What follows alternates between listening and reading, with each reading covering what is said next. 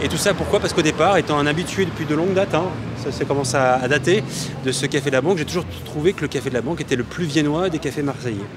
Et donc dans le café viennois de Marseille, mettre de la cuisine viennoise ou autrichienne, ça pouvait avoir son sens, et qui plus est, la semaine où il y a la fête nationale, et c'est en plus aujourd'hui, c'est le 26 octobre, la fête nationale de la République d'Autriche.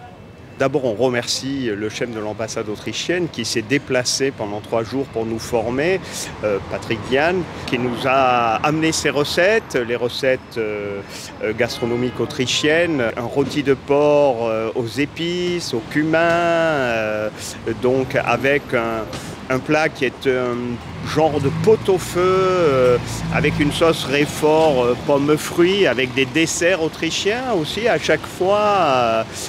Donc nous, toujours on les nomme en français, des gâteaux chocolat abricot, des strudels, des genres de paille aux pommes. Et c'est vraiment délicieux et très original, et surtout on a beaucoup de plaisir à pouvoir travailler ces produits et apprendre ces recettes autrichiennes.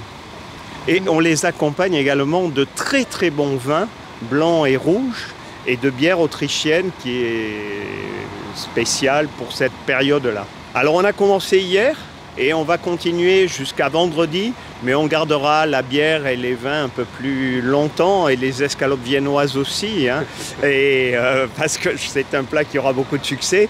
Et puis on gardera aussi dans nos cœurs cette image de plaisir partagé, et cette image de nouvelles connaissances et d'enthousiasme qu'a apporté monsieur le consul et l'équipe de l'ambassade à Paris.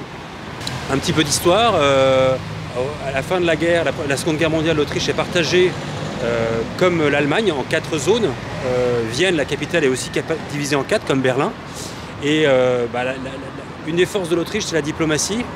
Et au bout de 10 ans d'occupation, ils sont arrivés à se sortir de cette période d'occupation militaire. Alors que l'Allemagne a mis beaucoup plus de temps quand même, parce qu'il a fallu attendre les années 90. Et donc ce qu'on fête le 26 octobre, c'est le traité de neutralité indéfinie. C'est-à-dire que l'Autriche, le 26 octobre, est devenu un pays neutre de manière indéfinie. Ça a été inscrit dans sa constitution, et ça marque aussi le départ du dernier soldat d'occupation sur le territoire autrichien.